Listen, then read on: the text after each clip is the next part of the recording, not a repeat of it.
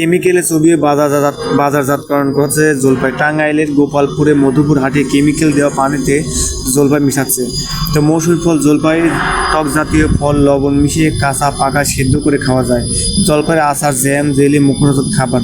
কিন্তু এই নির্দোষ ফলটি কেমিক্যালের প্রয়োগ করে বাজারজাতকরণ করার অভিযোগ পাওয়া গেছে আমাদের দেশে। বাংলাদেশে আগে খামার আকারে জলপাই আবাদ হতো না। গৃহস্থলীর বাড়ির আঙিনায় দশমিক পুষ্টিকর ফলের সঙ্গে জলপাই গাছ শোভা পাইত। কিন্তু এক দশক আগে বাংলাদেশের কৃষি গবেষণা ইনস্টিটিউট বাড়ি এক জাতের জলপাই চাষে সারা পাওয়া যায় বাংলাদেশে। পরিসংখ্যান দেখা যায় সারা দেশে বিক্ষিপ্ত প্রায় 13,000 একরে জলপাইয়ের আবাদ হচ্ছে। দেশের বিশেষ ভৌগোলিক এলাকায় মধুপুকুর, গড় মধুপুর, টাঙ্গাইল, মুক্তাগাছা, ফুলবাড়িয়া, ঘাটাইল, ভালুকা, সখীপুর, ধনবাড়ি, অংশবিশেষ জামালপুর সদর উপজেলায়ও অংশবিশেষে কিছু জায়গায় দেখা যাচ্ছে জলপাই আবাদ করছে। চাহিদা থাকায় জলপাইয়ের বাজারজাতকরণে কোনো সমস্যা নেই, জানায় ময়মনসিংহ টাঙ্গাইল কৃষি অফিস। কৃষি সম্প্রসারণ অধিদপ্তরের বুলেটিনে বলা হয়, জলপাই স্বাদ ও পুষ্টিগুণে ভরপুর। বিভিন্ন কোম্পানি জলপাইয়ের আচার, চাটনি, জ্যাম তৈরি করে থাকে। পুষ্টি ও খাদ্য বিজ্ঞান ইনস্টিটিউটের গবেষণায় বলা হয়, জলপাইয়ের ভিটামিন এ, সি, ই এবং অ্যান্টিসাইড বহুমুখী ও ঔষধি গুণাগুণ রয়েছে। মধুপুর উপজেলার আনসাউর সবুজ মিয়া এবং ফুলবাড়িয়ার উপজেলার সন্তোষপুর নজরুল জানায়, জলপাই গাছে তেমন রোগবালাই বা পোকামাকড় দেখা যায় না, সার সেচ লাগে না, বরং বড় গাছ থেকে 6-7 মণ আকারে জলপাই পাওয়া যায়।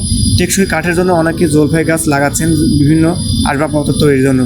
শোলকুড়ি মোফাজ্জল হোসেন জানান, কার্তিক পৌষ মাসে জলপাই নামে। মুক্তাগাছা, গাবতলী, চেচুয়া, মধুপুর, জলছত্র, মোটরে, মধুপুর সংস্কৃতি, ফুলবাড়ির আসির, কিশোরগঞ্জ, ঘাটাইল, গারোবাহার, গারোবাজার, জামালপুর সদরে, নন্দী এবং ধনবাড়িতে প্রচুর জলপাই ওঠে। স্থানীয় পাইকারি জলপাই কিনে কারণ বাজার চালান দেয়, কিন্তু লোভী পাইকারি জলপাই কিনে বস্তাবন্দি করে শ্যাম্পু, সাবানের গোড়া, হুইল পাউডার ডেস্কির ভিতরে পানি দিয়ে মিশিয়ে যতক্ষণ না পর্যন্ত সাবানের ফেনা ওঠে তখন জলপাই চুবানোর কাজ প্রস্তুত থাকে।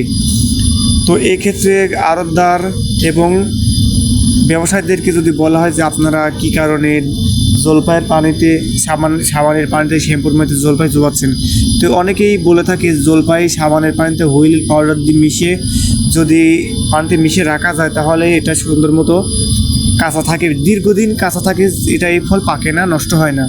তো আসলে তাদের মূলত এই কথার ভিত্তিহীন, মিথ্যা হলেও অনেক ক্ষতিকারক কিছু উপাদান পাওয়া যায়। যেমন জলপাইয়ের কিন্তু আলাদা কোনো আঁশ নেই, ছাল নেই, চামড়া নেই।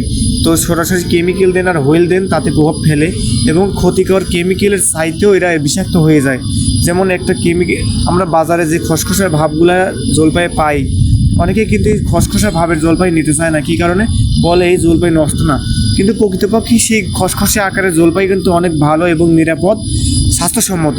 আর যেগুলো চকচক করে এগুলো মূলত আপনাদের শ্যাম্পুর পানি দিয়ে ভেজানো, হুইল পাউডার দিয়ে ভেজানো, এগুলো চকচক করে এবং এই হুইল এবং শ্যাম্পুর পানি দেওয়ার কারণে এটা বিষাক্ত হয়ে যায়। এটা কিন্তু দীর্ঘদিন বাজারজাতকরণের ফলে এটা পাকে না বা পচে না, নরম হয় না। এটাই হচ্ছে কেমিক্যালের কাজ করে। তো এখানে কেমিক্যাল, আলাদা কোনো কেমিক্যাল নেই, সাবান প্লাস হুইলের গোড়ার পানি এটা কেমিক্যালের কাজ করতেছে।